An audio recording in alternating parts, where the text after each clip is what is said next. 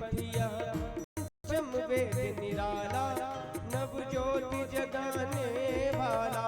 ये अमर ग्रंथ ये मुक्ति पंथिया पंचम वेद निराला नव ज्योति जगाने वाला।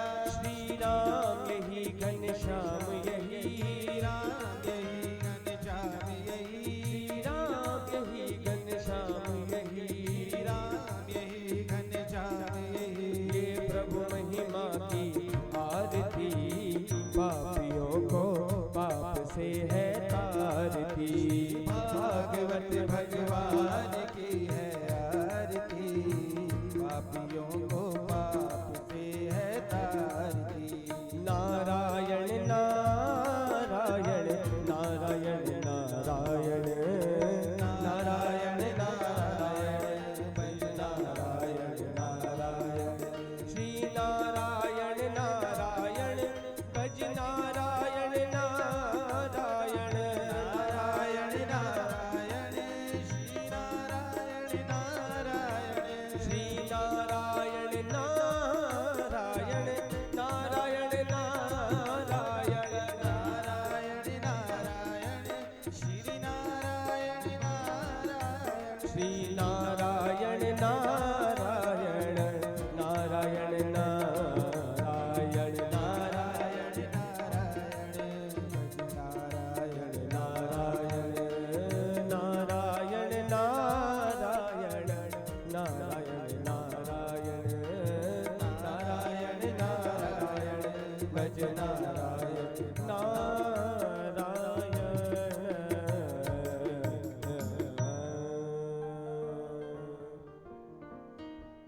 बोले श्री सद्गुरुदेव महाराज की श्री भागवत भगवान की श्री बाबा जी महाराज की श्री वृंदावन धाम की।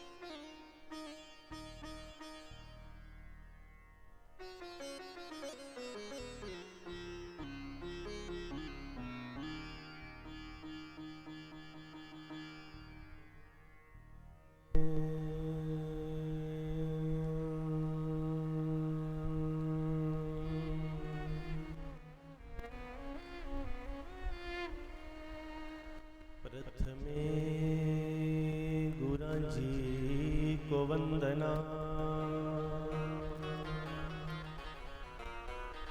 द्वितीय आद गणेश तृतीया सिमराम शारदा मोहे कंठ करो प्रवेश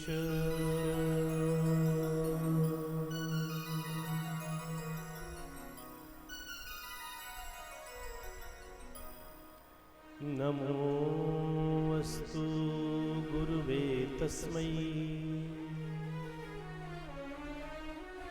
इष्टदेव स्वरूपिणे यस्यावामृतं हन्ति विषम संसार संज्ञकम्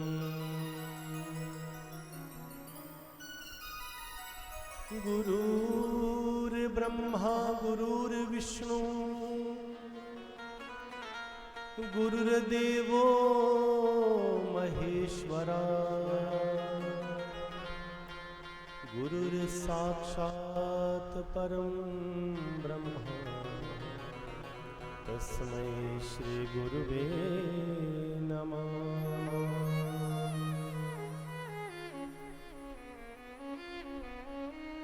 गजाननं भूतगणाधिसेवितं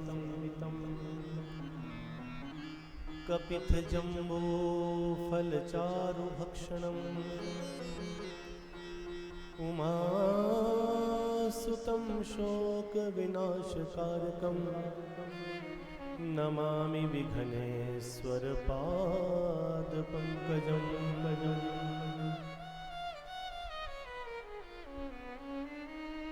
सर्वमङ्गलमाङ्गल्ये शिवे सर्वार्थसाधिके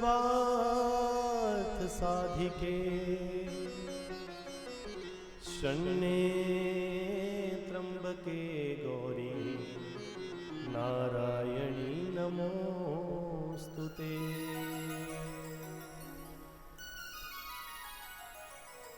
नारायणं नमस्कृत्यं नरं चैव नरोत्तमं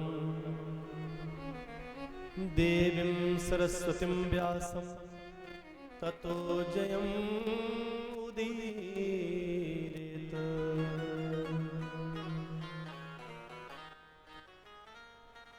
कृष्णाय वासुदेवाय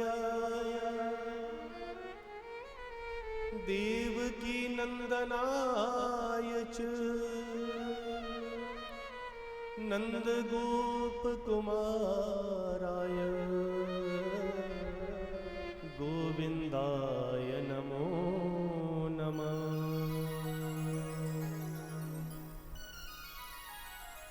वृंदावन सोवन नहीं वृंदावन सोवन नहीं नंदगांव सो गाँव वंशी बट सो बट नहीं कृष्ण नाम सो नाम। श्री राधा मेरी स्वामिनी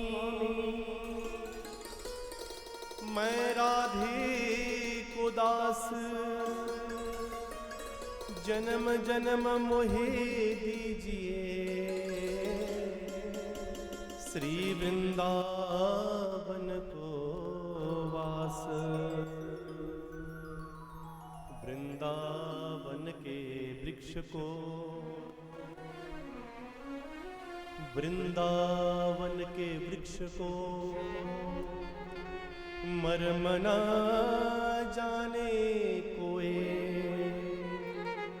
डाल डाल और पात में श्री राधे राधे होवे श्री राधे राधे होवे। राधा राधा कहत ही राधा राधा कहत ही सब बाधा मिट जाए कोटि जन्म की आपदा नाम लियो सो जाए नाम लियो सो जाए। पात पात पर राधिका पात पात पर राधिका, कण कण पर घन श्याम, अंकित है जिस भूमि पर। बिल्कुल शांत होकर एक पल के लिए अपने मन को बिल्कुल शांत कर ध्यान दीजिए। पात पात पर राधिका, कण कण पर घन श्याम, अंकित है जिस भूमि पर, वही श्री वृंदावन धाम, वही श्री वृंदावन धाम। मनमोहन की मोहिनी, मनमोहन की मोहिनी, राधे जू का रास। मनमोहन की मोहिनी, मनमोहन मनमोहन मनमोहन, मनमोहन की मोहिनी, राधे जू का रास। नहीं मिलेंगे स्वर्ग में, है तो केवल ब्रज के पास, है तो केवल ब्रज के पास। बंदे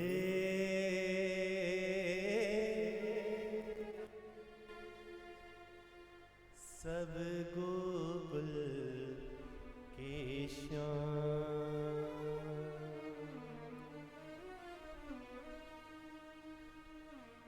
श्री राधा मेरी स्वामिनी, मैं राधे को दास, जन्म जन्म मोहे दीजिए श्री वृंदावन को वास। इससे पहले कि मैं प्रियाजू के श्री चरणों में, श्री कृष्ण जी के चरणों में चलूं,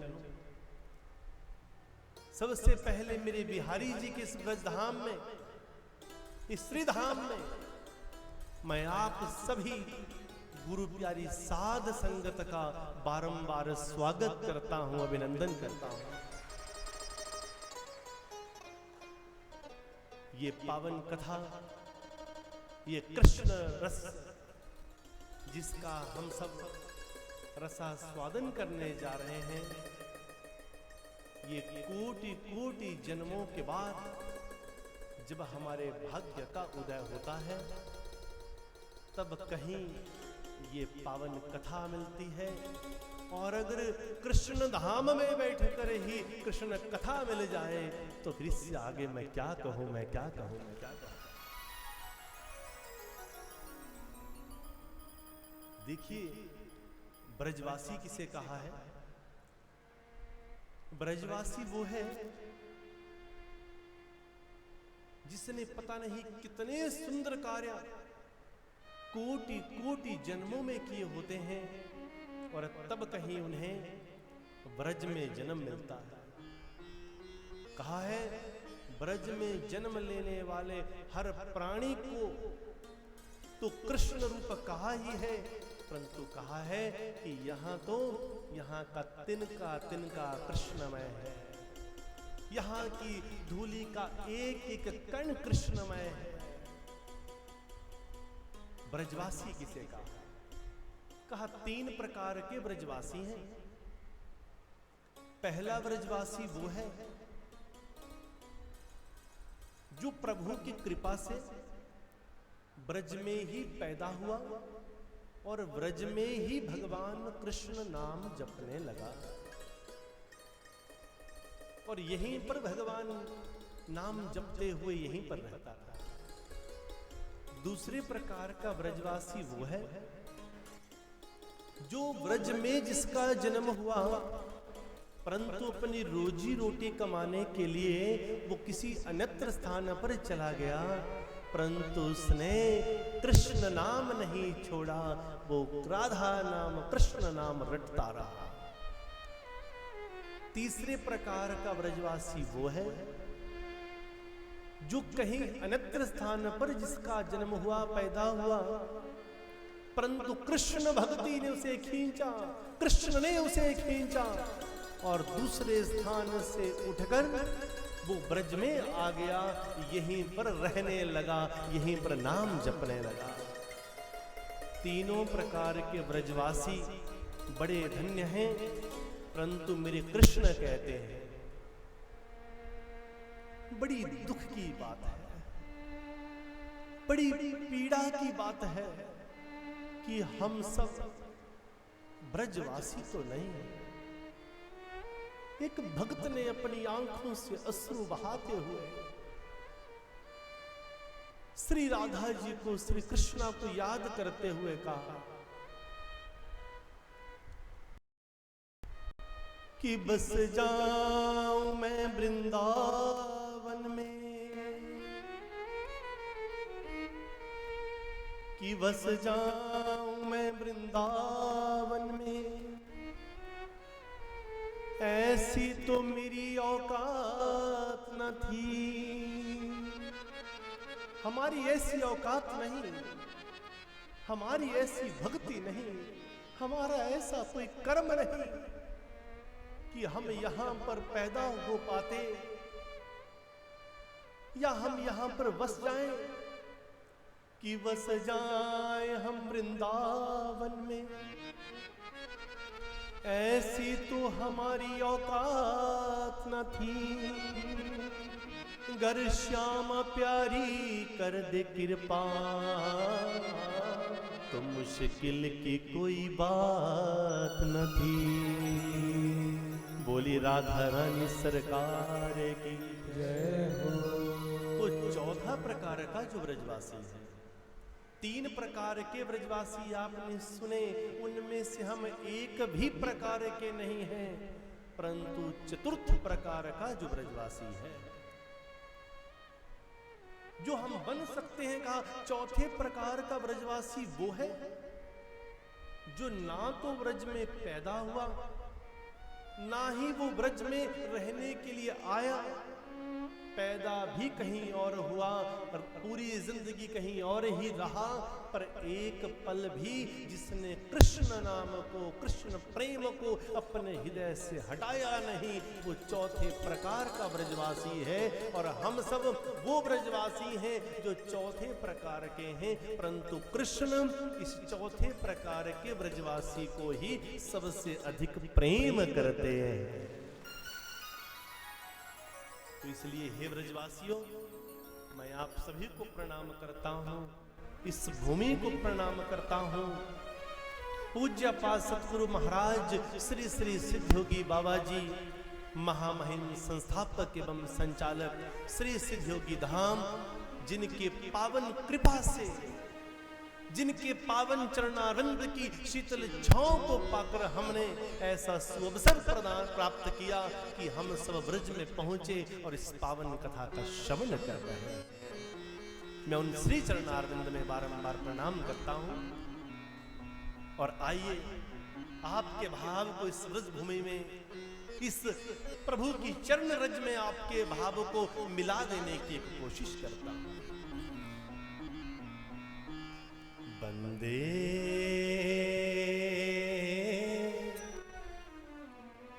सब गोकुल के श्याम, बंदे सब गोकुल के श्याम, बंदे सब गोकुल के श्याम, बंदे सब गोकुल के श्याम, बंदे सब गोकुल के श्याम, बंदे सब गोकुल के श्याम बंदे। सभी सब गाइए। गोकुल के श्याम। ओ कृष्ण बही है, कंस बही है, कृष्ण बही है, कंस वही है।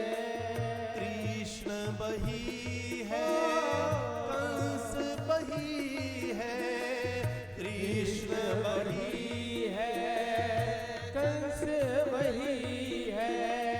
बही रावण बही राम, बही रावण बही राम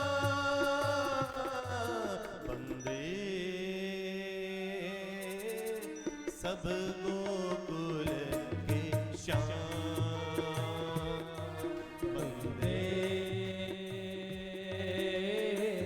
सब गोकुल के श्याम।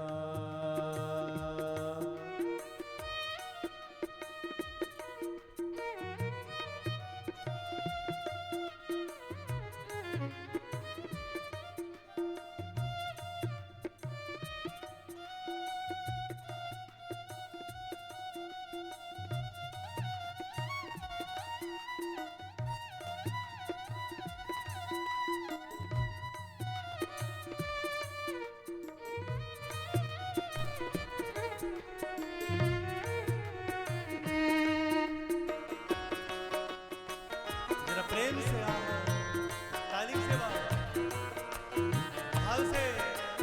आहा।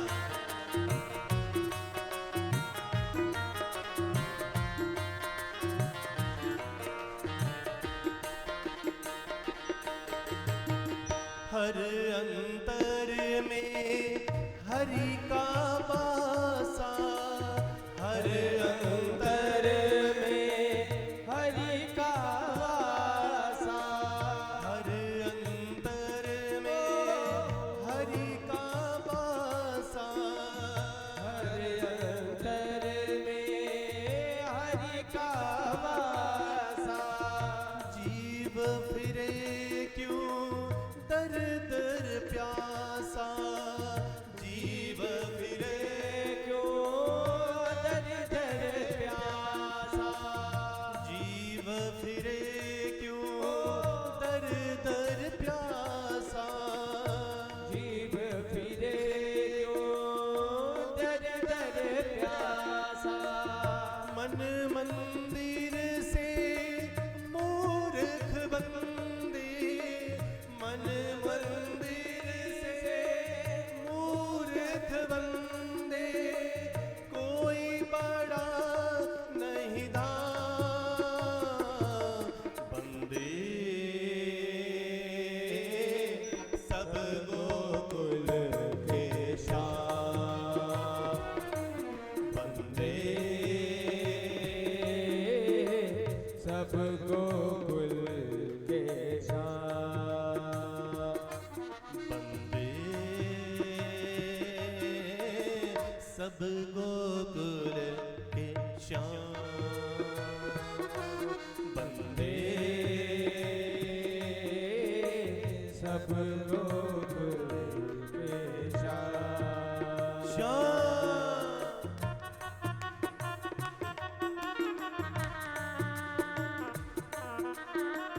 श्री श्याम।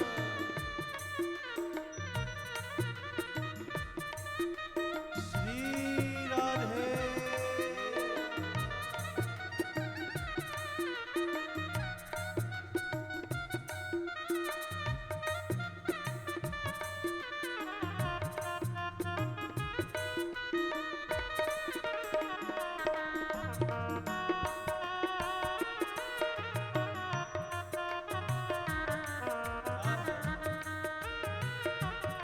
श्री राधे।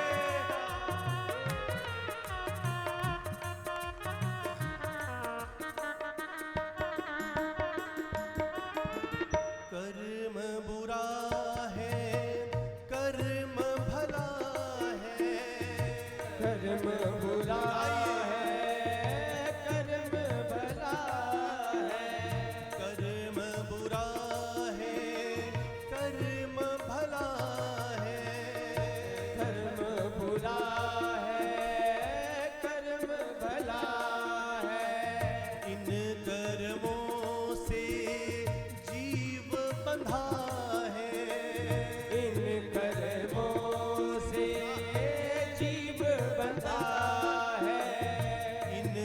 कर्मों से जीव बंधा है, इन कर्मों से जीव बंधा है।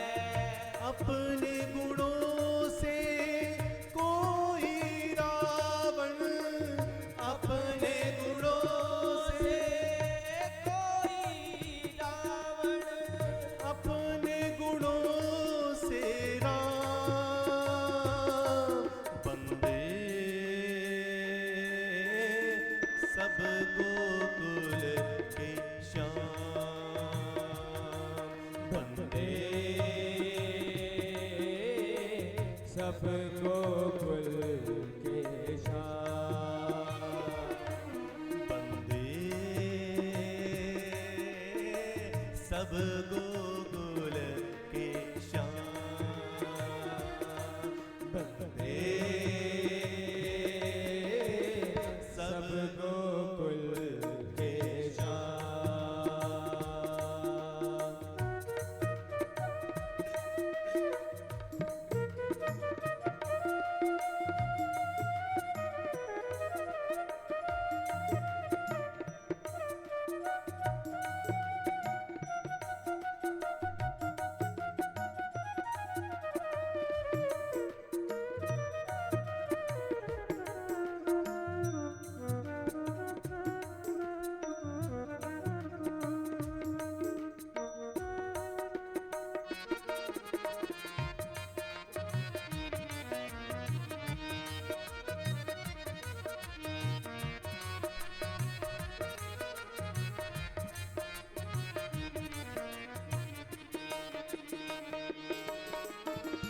कर्म की पूजा नाम की नाही, कर्म की पूजा नाम की नाही, कर्म की पूजा नाम की नाही, कर्म की पूजा नाम की नाही, नाम की हो तो इस जग माही, नाम की हो तो इस जग माही, नाम की हो तो इस जग माही, नाम की हो तो इस जग माही, जग में फिरे लाखों बंदे, जग में फिरे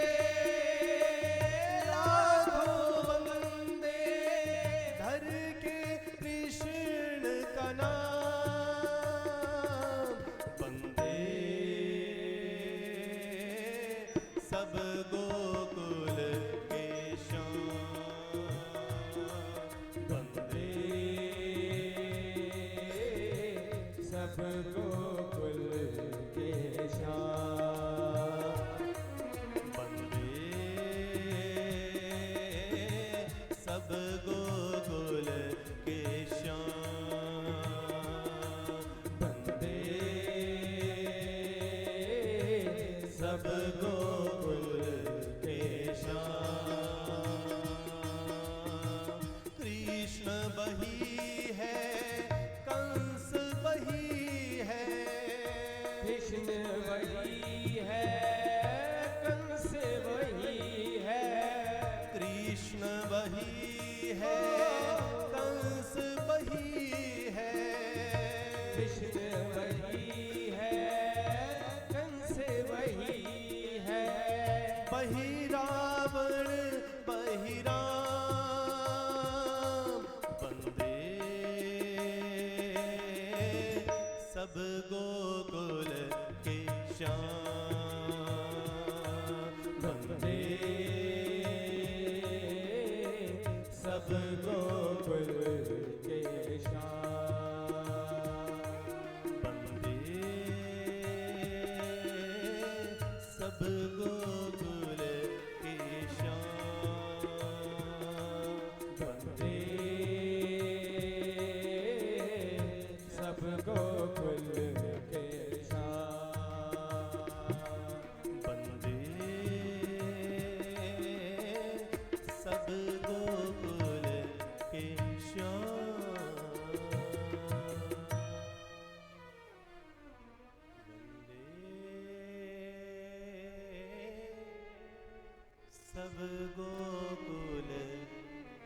श्याम।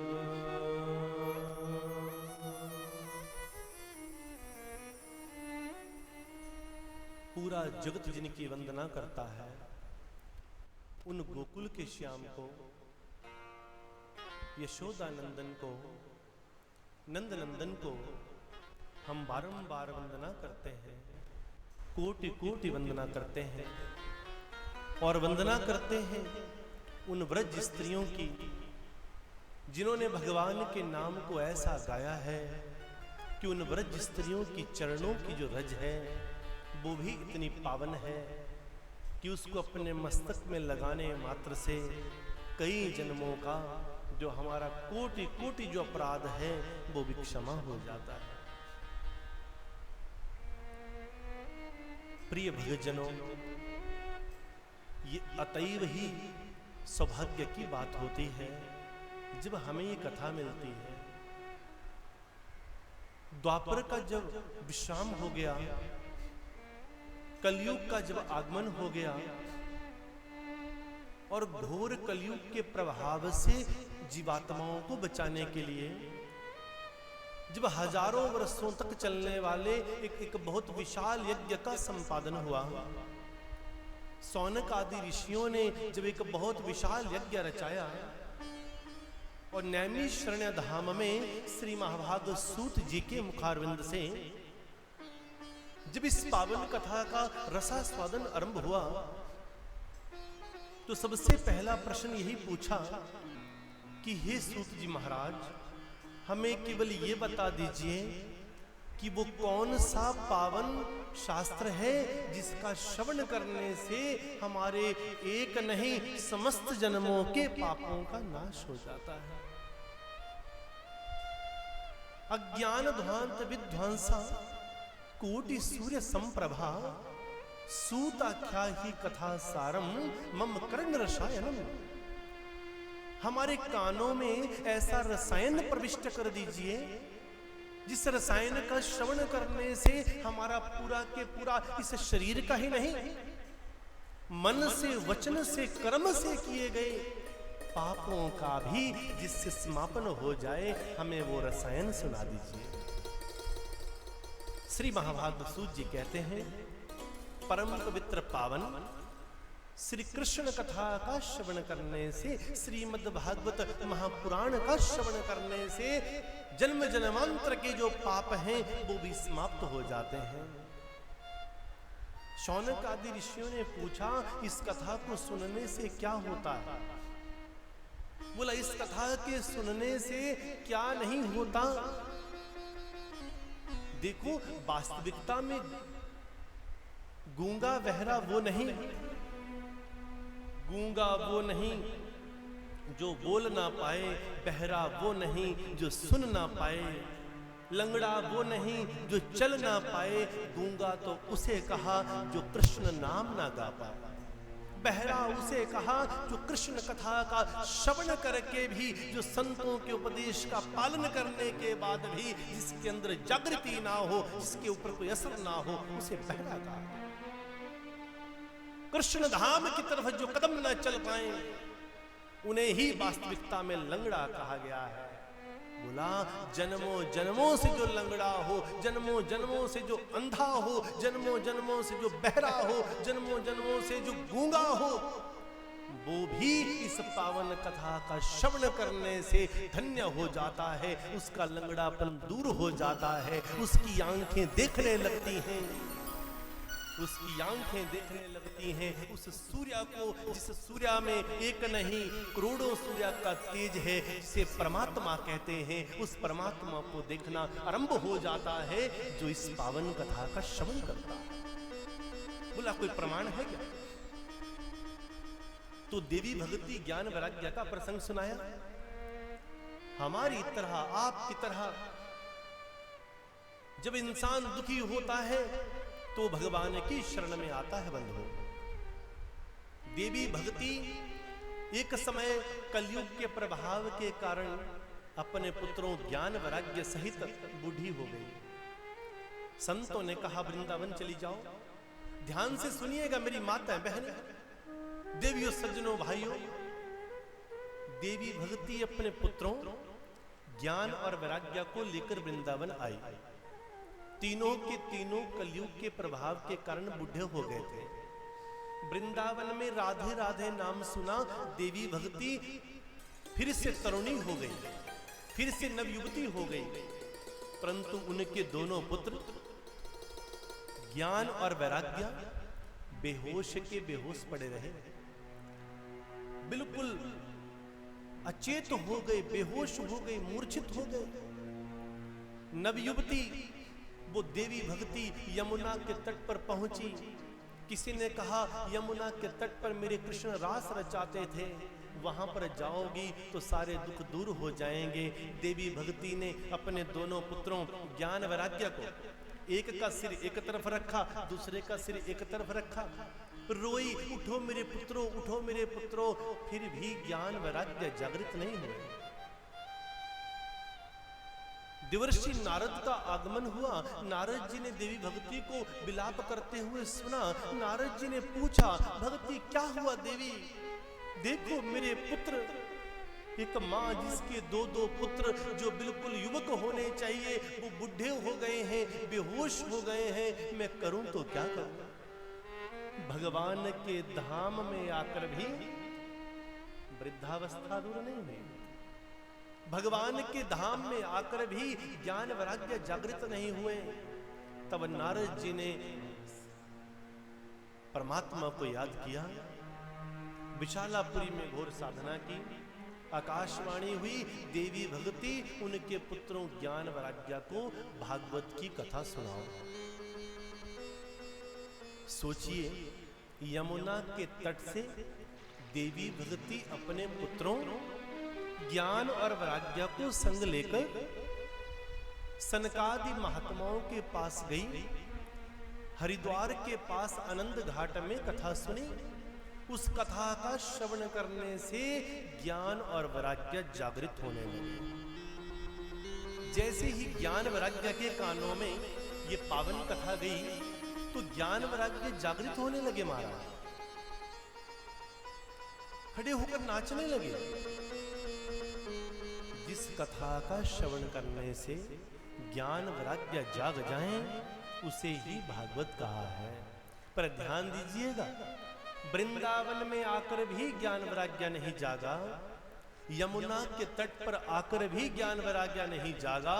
वो जागा तो कहां जागा? जागा तो सतगुरु के चरणों में जाकर जागा। जब किसी सतगुरु के मुख से कथा का श्रवण किया तो ज्ञान वैराग्य जागा। इससे बड़े सौभाग्य की बात क्या हो सकती है कि वृंदावन के इस पावन धाम में भगवान कृष्ण के ही घर में बैठकर हम गुरु महाराज की पावन सन्निध्या में श्री गुरु मुख से हम कथा का श्रवण कर रहे हैं। और कितनी कृपा सतगुरु ने की है। मैं अक्सर देखता हूं, आप देखें तो इस समय एक ही समय में श्री वृंदावन धाम में कोई एक दो नहीं, कोई 150 नहीं, एक ही समय में हजारों की संख्या में यहां पर कथा चल रही है। परंतु सौभाग्यशाली तो वो लोग होते हैं जो भगवान कृष्ण के घर में अपने श्री गुरु मुख से ही कथा का श्रवण करते हैं। लोग यहां पर आकर लाखों रुपए लगाते हैं, करोड़ों रुपए लगाते हैं। ऐसे ऐसे भगत हैं जो अपने जीवन की पुण्य कमाई लगाकर अपने पूरे गांव को, अपने रिश्तेदारों को लेकर संग आते हैं, उनका भी खर्च करते हैं और यहाँ पर आकर कथा सुनते भी हैं और सुनाते भी हैं। और हम और आप कितने सौभाग्यशाली हैं कि सतगुरु महाराज स्वयं अपने सिद्धयोगी धाम के ही द्वारा सारा कथा का खर्च उठा रहे हैं और हमें कथा सुना रहे हैं। इतने सुंदर रमणीक स्थान पर हम सब लोग केवल अपनी यात्रा के लिए आए हैं, परंतु जो कथा है, कथा का पूरा के पूरा जो खर्च है वो गुरु महाराज स्वयं अपनी तरफ से इस कथा का खर्च कर रहे हैं। आपसे किसी से भी कथा का कोई लेना देना नहीं है। इससे बड़ी कृपा क्या हो सकती है? और अगर फिर भी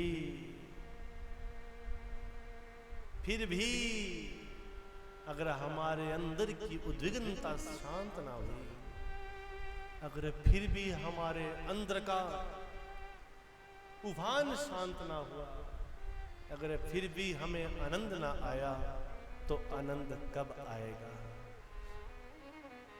कितनी कृपा है सतगुरु की कि जाओ वृंदावन धाम में आपके लिए बहुत ही अच्छे, पूरी तरह से फुली सेंट्रल एसी में बैठकर आप पावन कथा का श्रवण करेंगे।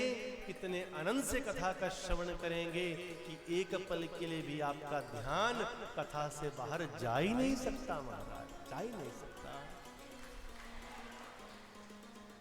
इसलिए अपने सतगुरु से प्रेम, परमात्मा से प्रेम, भक्ति का देखना भाव किसे कहते हैं?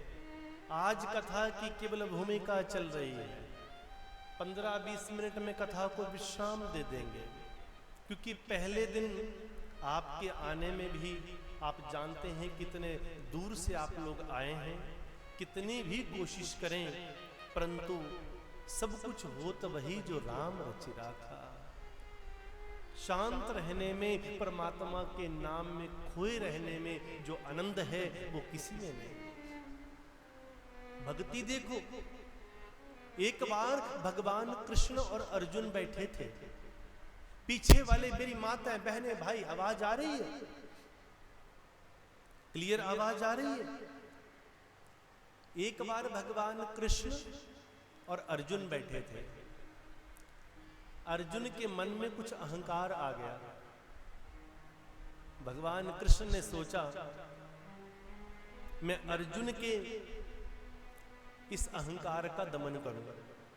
तो भगवान बोले जाओ अर्जुन, पास के गांव में भी जाकर आओ, देख कर आओ सब ठीक तो है।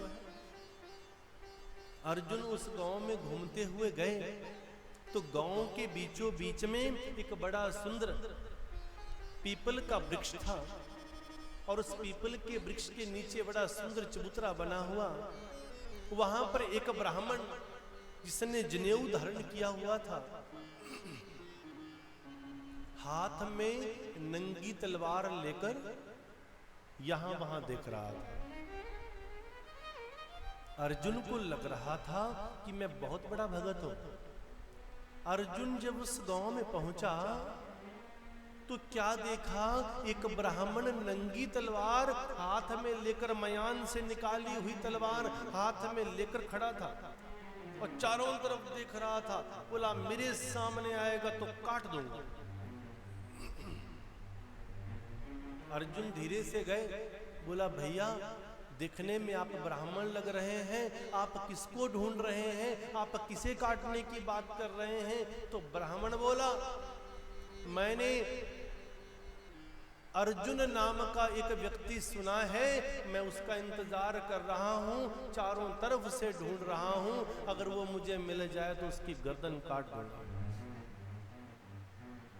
ब्राह्मण के उग्र रूप को देखकर अर्जुन का क्रोध एक ही पल में शांत हो गया। अर्जुन भयभीत हो गए। अर्जुन बोले अच्छा आप अर्जुन को मारना चाहते हो, उन्हें ढूंढ रहे हो? बोला मैं केवल अर्जुन को नहीं, मैं और भी कुछ हैं जो मेरी नजर में हैं, जिनको मैं ढूंढ रहा हूं। अगर मुझे मिल जाए तो एक तो मैं अर्जुन का सिर काट दूंगा, दूसरे नंबर पर अगर मुझे मिल जाए तो मैं द्रौपदी का सिर काट दूंगा, तीसरे नंबर पर मुझे मिल जाए तो मैं ध्रुव प्रहलाद का सिर काट दूंगा, और तो और अगर मुझे मिल जाए तो मैं सुदामा का भी सिर काट दूंगा। ये सारे मेरे शत्रु हैं, मैं इनको छोड़ने वाला नहीं। अर्जुन हैरान हो गया कि जो भगवान के भक्त उनको काटने की बात कर रहे हैं। मामला क्या है? ये आपके शत्रु क्यों हैं? आप इन्हें काटना क्यों चाहते हैं? बोला देखो भाई, ये सारे के सारे मेरे शत्रु हैं। बोला वो कैसे? बोला मैंने सुना है कि अर्जुन ने मेरे प्रभु को युद्ध क्षेत्र में तंग किया है। जब मेरे भगवान ने पूरी की पूरी रणनीति बना दी थी तो अर्जुन घुटने टेक कर बैठ गया था। अर्जुन के कारण मेरे प्रभु को बड़ी पीड़ा हुई, मेरे प्रभु बड़े डिस्टर्ब हो गए, इसलिए अर्जुन मिले तो मैं उसका सिर काट दूंगा। बोला द्रौपदी ने जब उसकी साड़ी खींची गई, उसने भगवान का नाम बुलाया, भगवान का नाम पुकारा, मेरे प्रभु को बड़ा तंग किया, उनको आराम से बैठने नहीं दिया, इसलिए मैं द्रौपदी का भी सिर काट दूंगा। बोला ध्रुव प्रहलाद ने मेरे प्रभु को कभी आराम नहीं करने दिया, उनका नाम जपते रहे, इसलिए मैं ध्रुव प्रहलाद का भी सिर काट दूंगा। और तो और अगर सुदामा मिल जाए तो उसे तो मैं इतने टुकड़े करूंगा क्योंकि सुदामा ने मेरे भगवान को कच्चे चावल खिलाए हैं, मैं इसलिए उसको काट दूंगा। जरा सोचिए प्रिय कृष्ण प्रेमियों, भक्तजनों, जरा सोचिए कि अपने प्रभु से किसे प्रेम कहते हैं? अपने प्रभु का प्रेम क्या है? अपने सतगुरु का प्रेम क्या है? अपने प्रेमी का प्रेम क्या है? प्रेम की परिभाषा क्या है? जिससे हमारे प्रेमी को कोई पीड़ा हो जाए, ऐसा कार्य कभी भी करना नहीं चाहिए। जरा सोचो प्रेम की पराकाष्ठा क्या है? इसे भक्ति कहते हैं। उस ब्राह्मण की किसी से कोई शत्रुता नहीं थी, बोला मेरे भगवान को तंग करते हैं, मैं उनका सिर काट दूंगा। ऐसी भी भक्ति, ऐसे भी भक्त हुए। इसलिए भगत जनों, मैं तो ये कहता हूं कि कितने सौभाग्यशाली हैं हम सब कि सतगुरु हम सब की पीड़ाओं का हरण कर देते हैं। सतगुरु हम सब के कष्टों को हरण कर देते हैं। सतगुरु हमें ऐसे फूलों के ऊपर बिठा देते हैं, लो फूलों के ऊपर बैठकर तुम भगवत धाम की प्राप्ति करो, तुम प्रभु का भजन करो, इससे आगे चाहिए तो क्या चाहिए? भागवत की कथा का श्रवण करने से देवी भक्ति के पुत्र ज्ञान वैराग्य जागृत हो गए। धुंधली की कथा आप लोगों ने सुनी है, जिसने अपने पति के साथ धोखा किया। धुंधली और आत्मदेव की कथा। धुंधली ने अपनी छोटी बहन के पुत्र को अपना पुत्र बनाया और महात्मा के दिए हुए फल का तिरस्कार कर दिया। महात्मा के फल से बांझ गाय के गर्भ से एक मनुष्यकार पुत्र हुआ, नाम पड़ा गोकर्ण। और छोटी बहन के पुत्र को अपना पुत्र बनाया, नाम पड़ा धुंधुकारी। अपने पति से झूठ कह दिया यही मेरा पुत्र है, परंतु संतों का अपमान करने से, सतगुरु का अपमान करने से कैसा दुख प्राप्त होता है। धुंधली ने जिसे अपना पुत्र बनाना चाहा, वो धुंधुकारी महा उपद्रवी बना और गोकर्ण संत बना। गोकर्ण के संग पिता आत्मदेव घर छोड़कर चले गए। जब धुंधुकारी ने सारा नाम कलंकित कर दिया, जुआ खेलने लगा, वैश्यगमन करने लगा, मांस मदिरा का सेवन करने लगा, तब आत्मदेव गोकर्ण के संग चले गए। धुंधुकारी ने अपनी मां धुंधली को परेशान करना शुरू किया, उसे मारने पर उतारू हो गया। तब धुंधली को बड़ा दुख हुआ और धुंधली ने कुएं में छलांग लगाकर आत्महत्या कर ली। आत्महत्या हो गई। धुंधुकारी तो 5-5 वैश्यों को घर में लाकर रहने लगा। जब 5 वैश्यों को घर में लाकर धुंधुकारी रहने लगा महाराज, तो वैश्यों ने धुंधुकारी का सब कुछ छीन लिया और अंत में धुंधुकारी को पीट पीट कर मृत्यु के घाट उतार दिया। ऐसा पापी जिसके कारण पिता घर छोड़कर चले गए, ऐसा पापी जिसके कारण मां ने आत्महत्या कर ली, उस पापी को आज वैश्यों ने मार दिया और वो पापी अपने बुरे कर्मों के कारण एक प्रेत योनि को प्राप्त हो गया। वो प्रेत बनकर आया। गोकर्ण जी महाराज उस प्रेत को देखो, जैसे ही गोकर्ण के सामने वो प्रेत प्रकट हुआ, बोला भैया मैं तुम्हारा छोटा भाई हूं, कृपा करके मेरी रक्षा करो, मैं प्रेत बन गया हूं। तब गोकर्ण जी ने धुंधुकारी के कल्याण के लिए भागवत कथा का आरंभ किया। जैसे ही गोकर्ण जी ने धुंधुकारी की प्रेत योनि से मुक्ति के लिए इस पावन कथा का आरंभ किया, तो 7 दिन की इस पावन कथा से धुंधुकारी की वो प्रेत आत्मा भी भगवान श्री हरि का रूप होकर प्रकट हो गई। वो प्रेत भी श्री हरि का रूप हो गया। इसके आगे इस कथा की महिमा कहूं तो क्या कहूंगा। तो हम और आप तो इतने बड़े पापी नहीं हैं।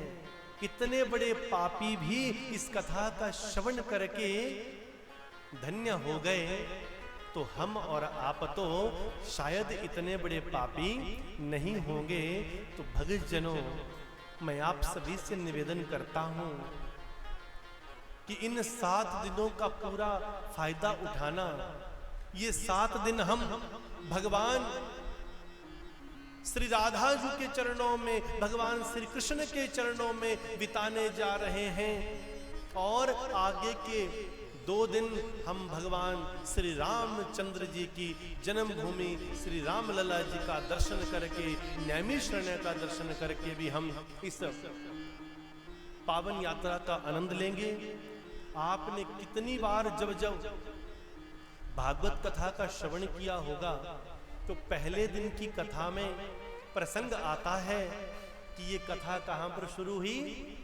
नैमिषारण्य धाम में शुरू हुई, जहां पर ब्रह्मा जी के हाथों से छोड़ा गया चक्र विराजमान हो गया। तो जहां पर वो चक्र विराजमान हुआ, उस चक्र घाट का भी हम दर्शन करेंगे। बस सिर्फ एक निवेदन करता हूं, सभी शांत रहना। कहते हैं जो आनंद है वो हम सब के अंदर है। आनंद कहां है? आनंद हम सब के अंदर है प्यारे, बाहर नहीं है। इस भौतिक संसार में आनंद ढूंढोगे तो आनंद मिलने वाला नहीं है। हमें लगता है ऐसा मिल जाएगा तो आनंद हो जाएगा, ऐसा हो जाएगा तो आनंद हो जाएगा। नहीं, जिसके अंदर आनंद है ना, वो आनंद यहां है। जिसे आनंद मिलना है उसे बाहर सड़क पर खड़े होकर भी आनंद मिल जाएगा, और जिसे आनंद नहीं मिलना है, जिसकी किस्मत में आनंद नहीं है, जिसकी आत्मा शांत नहीं है, जिसके अंदर विकारों ने अभी डेरा लगा कर रखा है,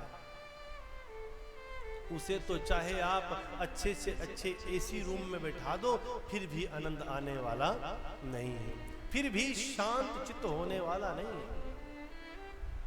और मैं सभी से एक निवेदन करूं, तो हमने ये ध्यान रखना है, गुरु महाराज जी के विशेष आशीर्वाद से और उनके आदेश से कुछ संख्या कथाएं हमें मुख्य मुख्य तीर्थों पर और धाम पर करने का आदेश हुआ है। शायद इसीलिए हम सब उसी आदेश के तहत यहां पर भी पहुंचे हैं।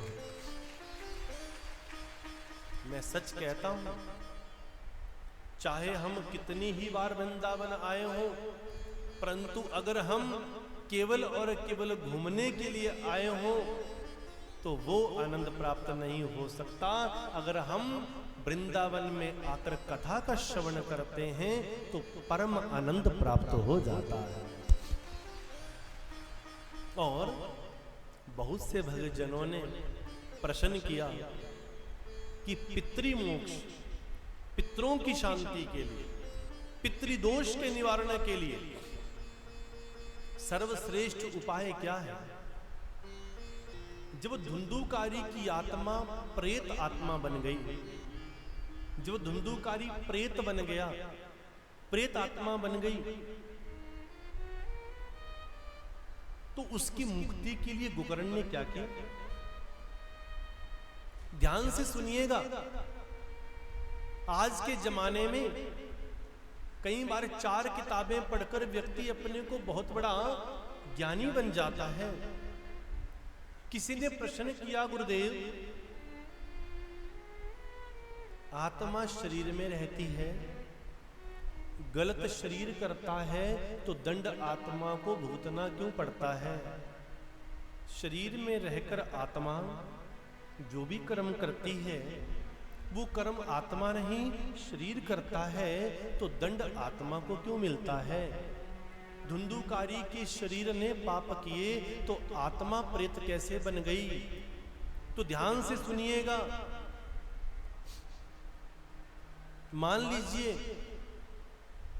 आप यहां माता ज्वाला के इस धाम में, श्री ज्वाला धाम में बैठकर, श्री कृष्ण आश्रम में बैठकर हम सब यहां पर पावन कथा का श्रवण कर रहे हैं, हम सब यहां पर रह रहे हैं।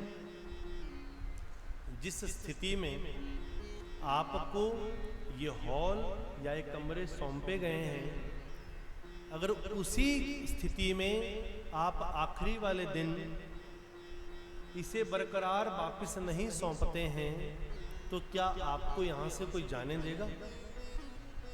मान लीजिए आप किसी चीज की तोड़ फोड़ कर देते हैं तो क्या आप ऐसे ही चले जाओगे?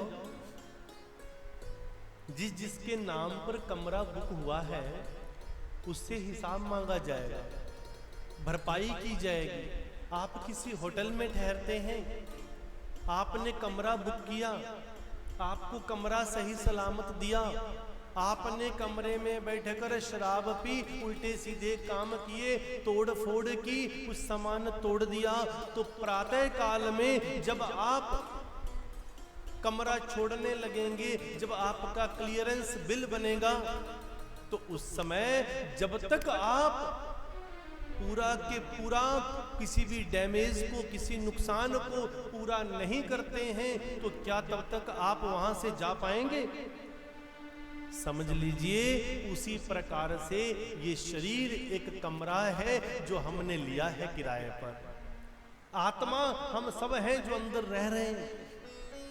इस आत्मा ने शरीर में बैठकर जो भी बुरे कर्म किए, और तो और मिथ्या आहार विहार, मांस मदिरा का सेवन करके, उल्टे सीधे काम करके, बीड़ी सिगरेट पान करके, गंदी चीजें प्रयोग करके जो हमने इस शरीर को नुकसान किया, वो नुकसान भी भरना ही पड़ेगा।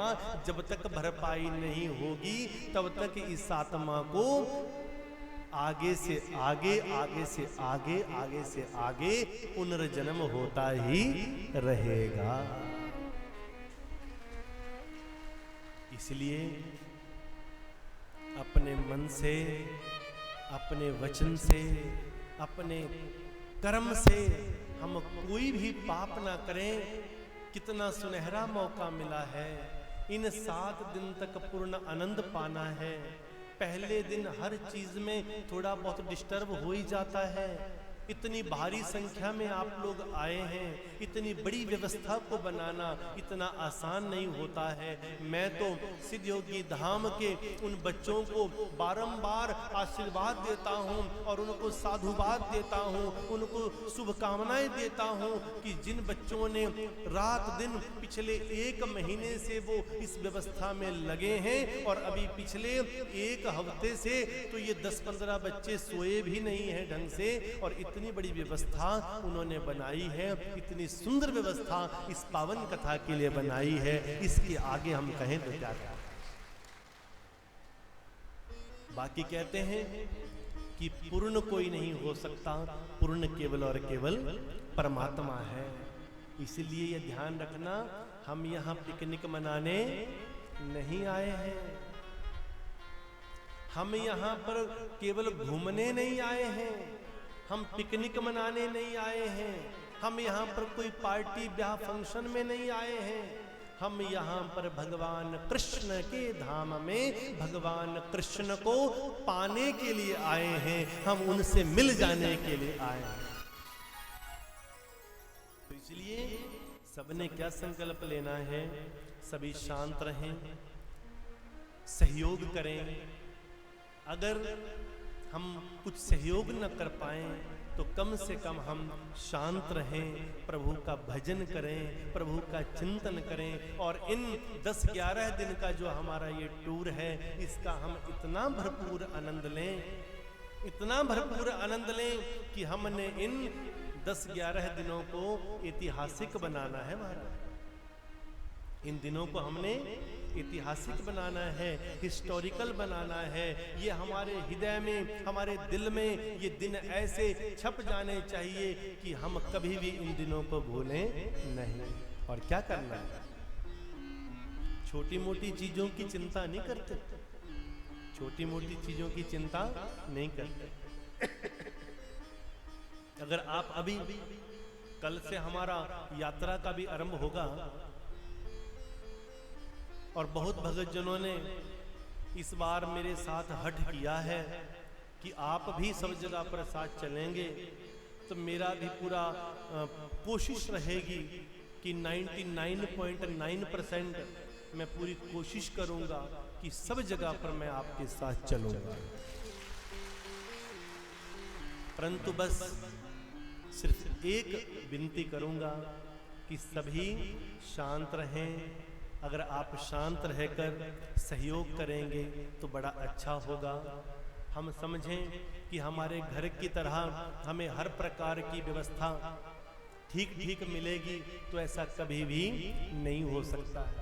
अगर आपके साथ मुझे किसी सायंकाल में, रात्रि में कभी थोड़ा बाहर जाने का मौका मिला, तो हम देखेंगे कि इसी छठीकरा रोड के ऊपर एक नहीं हजारों भक्त ऐसे मिलेंगे जो बाहर सड़क के किनारे सोए पड़े हैं। वो इसलिए नहीं सोए हैं कि वो गरीब हैं, वो इसलिए नहीं सोए हैं कि वो कमरा खरीद नहीं सकते हैं, वो इसलिए सोए हैं क्योंकि वो 2-4 दिन भगवान की इस चरण रज में लेटने के लिए आए हैं। आप में बहुत लोग ऐसे होंगे जो करोड़पति होंगे, अरबपति होंगे, खरबपति होंगे। आपके बीच में ऐसे भी भक्त बैठे होंगे जो 10-20 हजार का नहीं, 50-50 हजार का कमरा किसी अच्छे होटल में लेकर रह सकते हैं।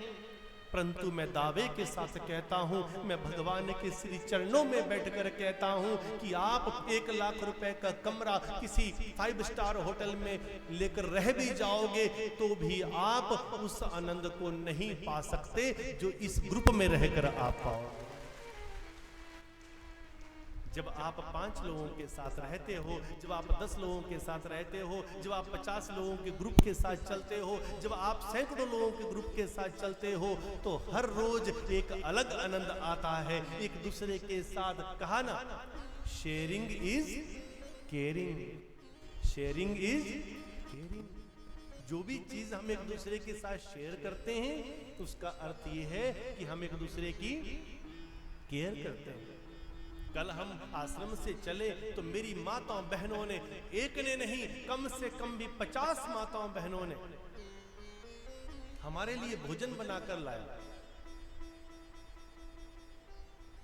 तो क्या हमने आपसे भोजन मांगा?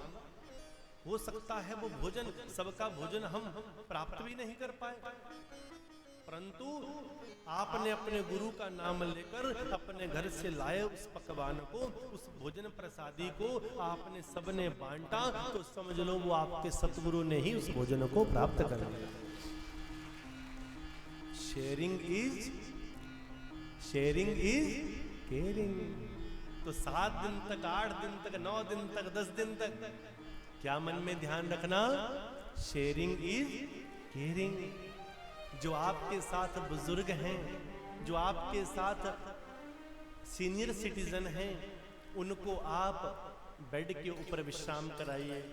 और जितने भी यंग जनरेशन है और जितने भी बिल्कुल जिनका शरीर बिल्कुल जो उम्र में छोटे हैं, मान लीजिए एक कमरे में 4 बुजुर्ग हैं, चारों के चारों सीनियर सिटीजन हैं, तो ऊपर की उम्र के जो 3 हैं उनको बेड पर विश्राम करवाइए और जो उनमें सबसे छोटा है वो नीचे बिस्तर पर सो जाइए। क्या बात है, ऐसा भाव होना चाहिए, अपने से बड़ों का सत्कार, और फिर भगवान हमें मिल जाएंगे, निश्चित रूप से मिल जाएंगे।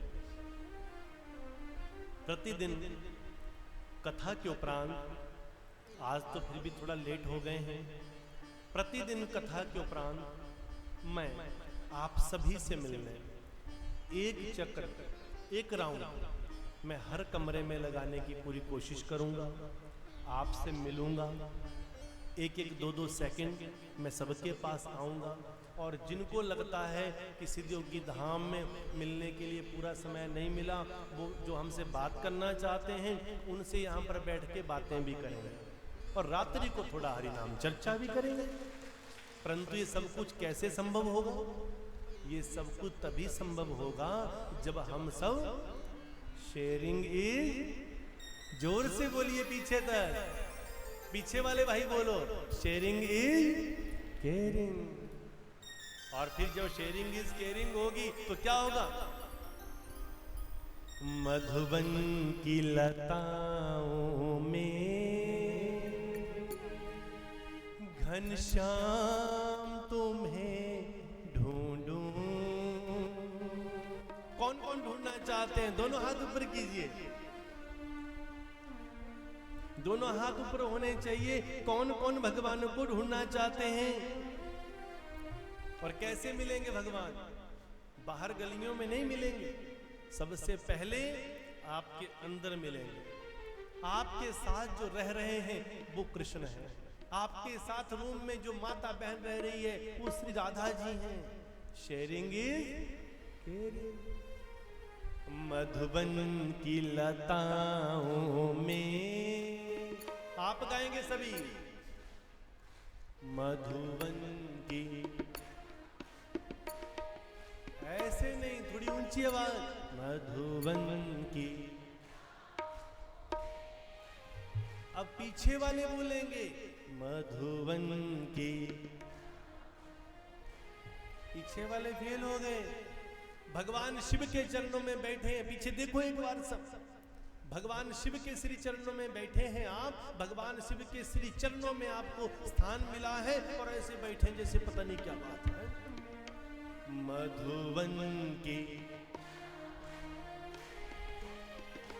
घनश्याम तुम्हें देखूं, मधुबन की, घनश्याम, घन घोर घटाओं में घनश्याम तुम्हें देखूं, मधुबन की लताओं में घनश्याम तुम्हें देखूं, मधुबन की लताओं में घनश्याम तुम्हें देखूं, मधुबन की लताओं में घनश्याम तुम्हें देखूं, घन घोर घटाओं में घनश्याम तुम्हें देखूं, मधुबन की लताओं में घनश्याम तुम्हें देखूं, मधुबन की लताओं में घनश्याम तुम्हें देखूं, घन घोर घटाओं में घनश्याम मधुवन की लताओं में जय हो घनश्याम तुम्हें देखूं। जय हो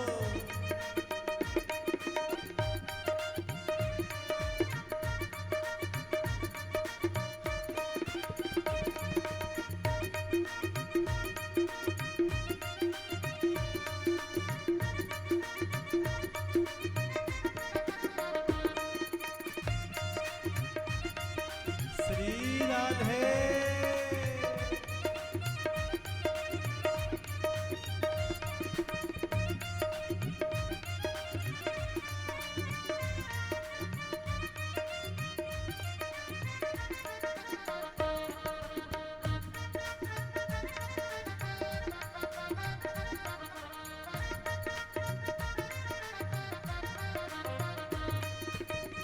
श्री राधे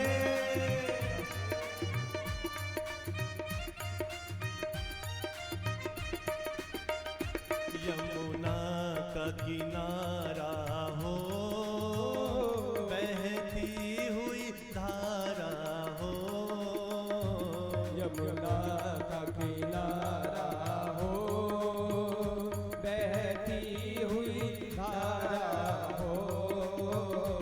यमुना का किनारा हो बहती हुई धारा हो यमुना का किनारा हो बहती हुई धारा हो। किनारा हो बहती हुई धारा हो।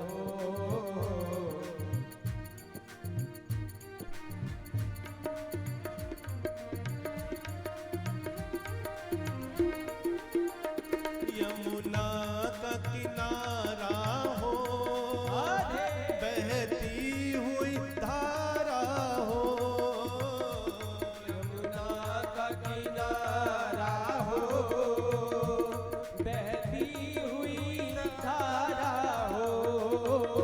संग राधा प्यारी हो राधे। जोड़ी वो निराली हो संग राधा प्यारी हो सभी गाओ जोड़ी ये निराली हो। धारा में नहाते हुए धारा में नहाते हुए श्री श्याम तुम्हें देखूं मधुवन की लताओं में राधे। घनश्याम तुम्हें देखूं मधुवन की लताओं में घनश्याम तुम्हें देखूं घनघोर घटाओं में घनश्याम तुम्हें देखूं। श्री श्याम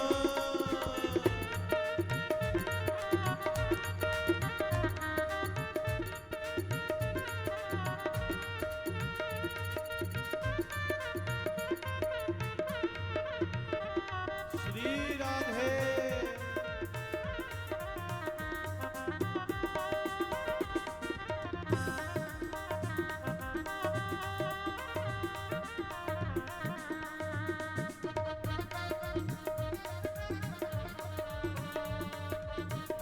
प्रेम से दोनों हाथ ऊपर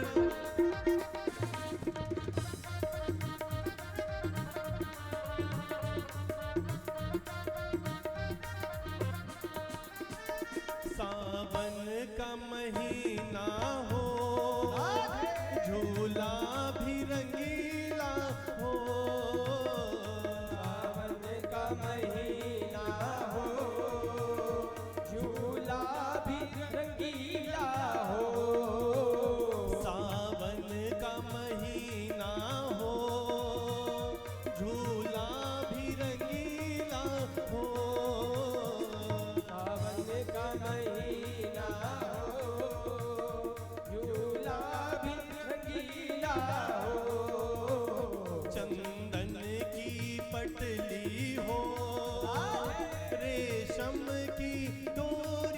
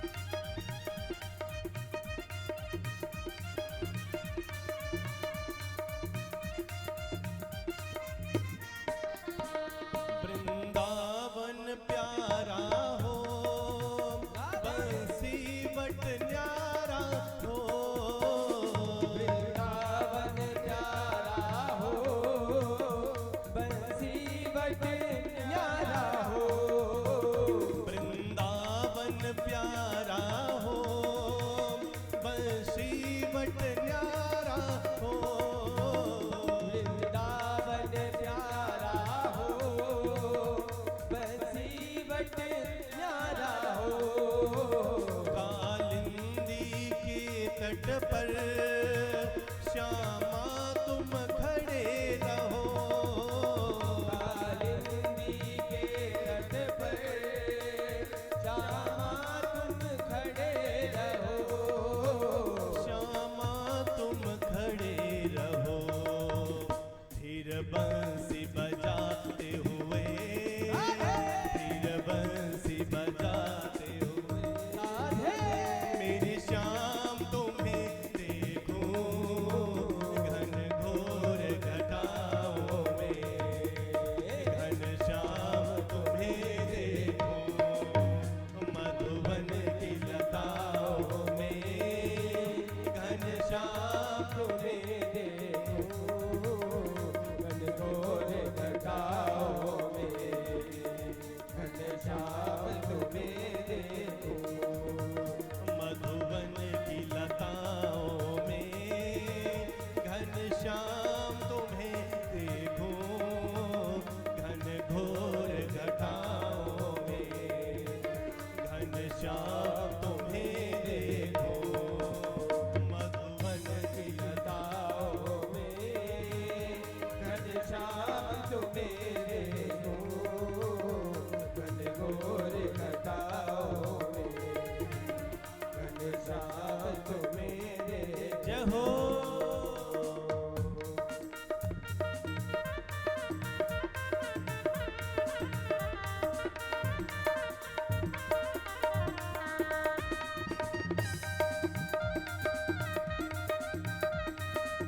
श्री राधे।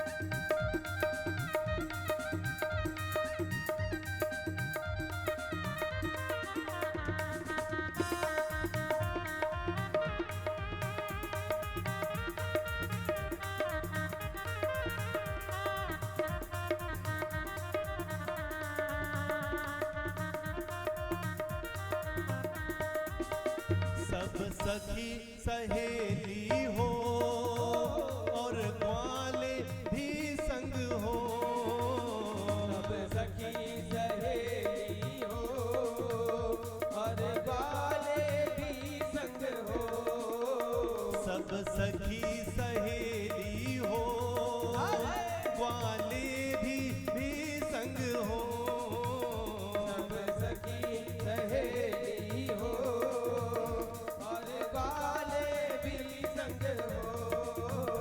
आनंद बरसता हो हर फूल महकता हो, आनंद बरसता हो हर फूल महकता हो, हर फूल महकता हो। संग रास रचाते हुए, संग रास रचाते हुए, मेरी श्याम तुम्हें देखूं घन घोर घटाओं में,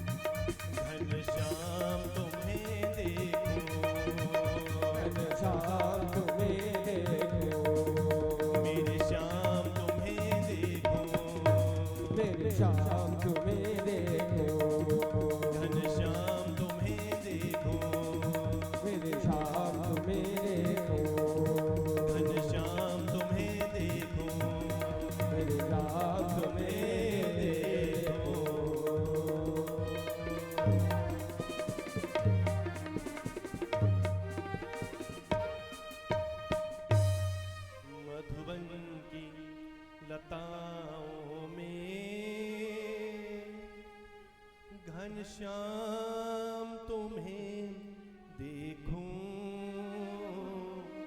घनघोर घटाओं में, मेरे श्याम तुम्हें देखूं।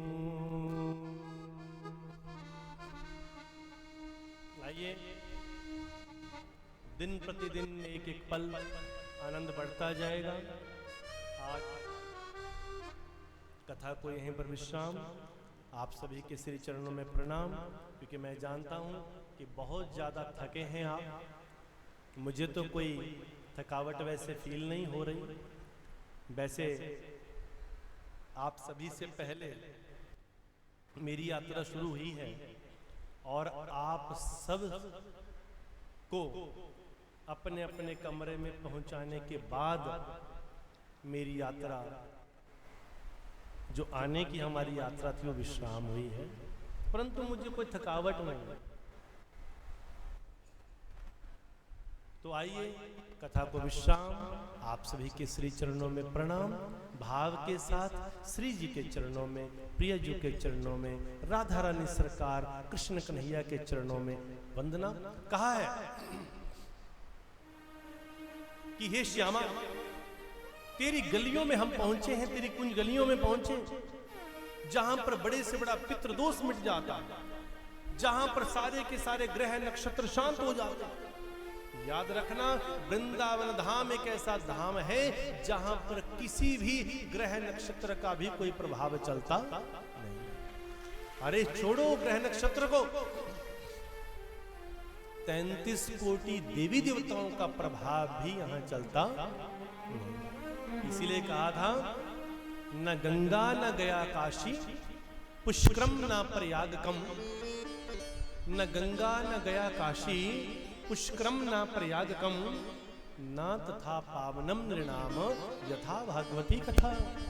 वृंदावन धाम में आकर कथा का श्रवण करके, और कथा में अगर हम अपने पितरों की शांति के लिए पितरी कलश को अगर हम स्थापित करते हैं और पितरी मोक्ष के लिए उपाय करते हैं, तो कहा है कि गंगा गया पुष्कर प्रयाग में जाकर कितनी बार भी श्राद्ध करवा लो, कितनी बार भी पिंडदान करवा लो, सारी क्रियाएं करवा लो, पर फिर भी वो मुक्ति नहीं मिलती जो वृंदावन धाम में आकर कथा श्रवण से ही मिल जाता है। जो भी भगतजन अपने पितरों की शांति के लिए, पितरी मोक्ष के लिए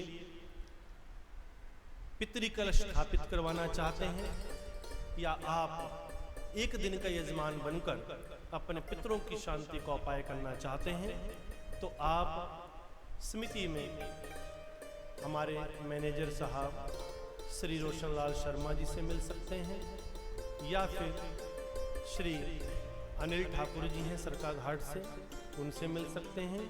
श्री अमित ठाकुर जी हैं हमीरपुर से, उनसे मिल सकते हैं, या हमारे आचार्य यहाँ पर हैं, उनके पास आकर अपना नाम लिखवा सकते हैं। और जो पूजन के कार्य में बैठना चाहते हैं, वो एक दिन पहले नाम लिखवाएं और कथा के उपरांत एक बार मिलें, ताकि आपको उस पूजा की पूरी विधि समझाई जाए। तो आइए, श्याम सुंदर भगवान के श्री चरणों की आरती।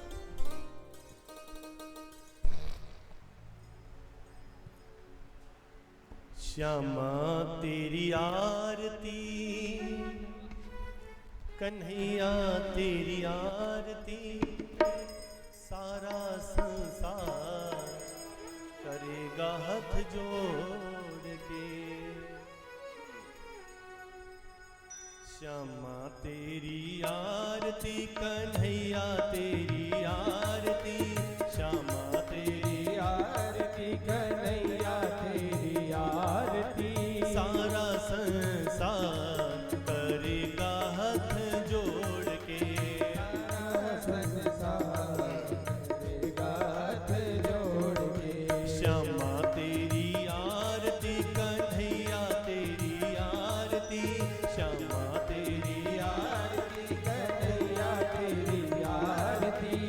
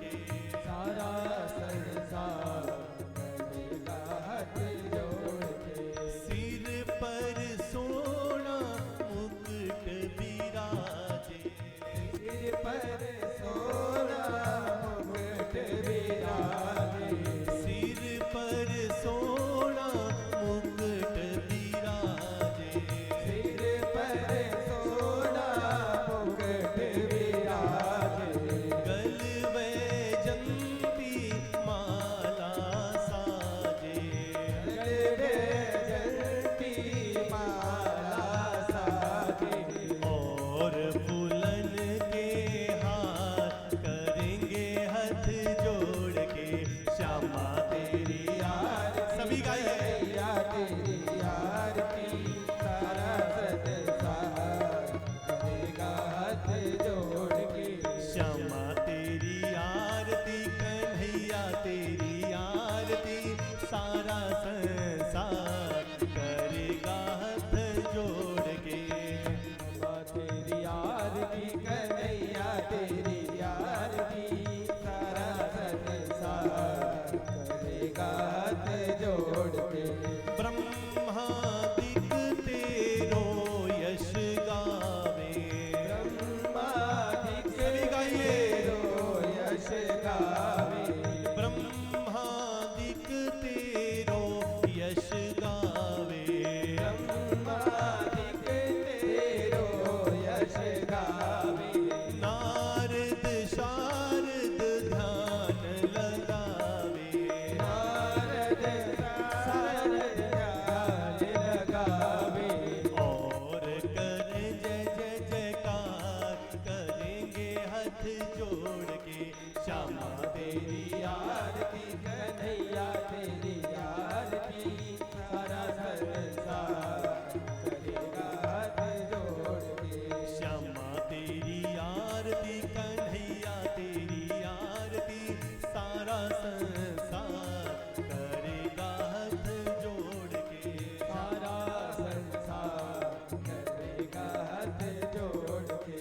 मैं हूँ दीनन दुखिया भारी। मैं हूँ दीनन दुखिया भारी। आए हैं प्रभु शरण तिहारी। आए हैं प्रभु शरण तिहारी। रखियो लाज हमार करेंगे हाथ जोड़ के। श्यामा तेरी आरती कन्हैया तेरी आरती सारा संसार करेगा हाथ जोड़ के।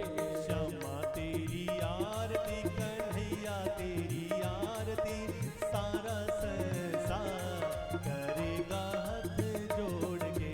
श्यामा तेरी आरती कन्हैया तेरी आरती सारा संसार करेगा हाथ जोड़ के।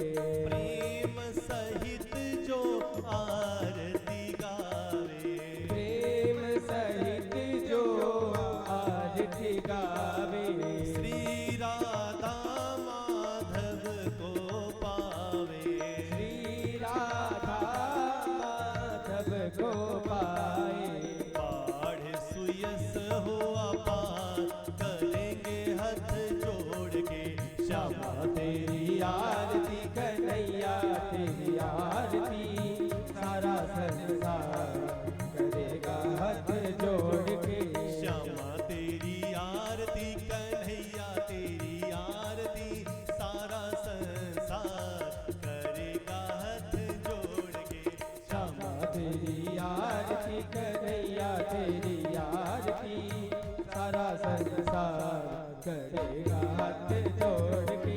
सारा संसार करेगा हाथ जोड़ के। वो सारा संसार करेगा हाथ जोड़ के।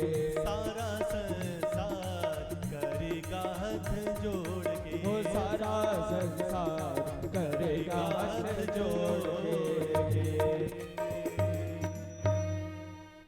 बोलिए राधा माधव सरकार की जय हो। युगल जोड़ी सरकार की जय हो। राधा रानी सरकार की जय हो। कृष्ण कन्हैया लाल की जय हो। गोविंद गोपाल की जय हो। सतगुरु महाराज की जय हो। श्री सिद्धयोगी धाम की जय हो। हर हर महादेव हर हर महादेव ज्वाला मैया की जय हो। और देखिए संयोग देखिए कि ज्वाला मैया माता जगदम्बिका अपनी ज्योति स्वरूप में हम हिमाचल प्रदेश वासियों के लिए हिमाचल में ही विराजमान हुई। और इस वर्ष जो कथा जिस पंडाल में हो रही है वो भी श्री ज्वाला धाम में ये कथा चल रही है।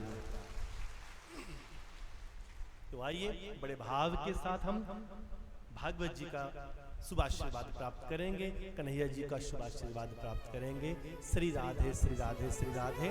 और एक आवश्यक सूचना, आप सभी बड़े प्रेम से कन्हैया जी का आशीर्वाद प्राप्त करने के बाद फिर से आप थोड़ी देर अपने रूम में जाना चाहें तो जा सकते हैं, अन्यथा लंगर प्राप्त करके आप चाहें तो थोड़ी देर फिर बैठेंगे और कुछ भजन संकीर्तन हम उसके बाद भी करेंगे।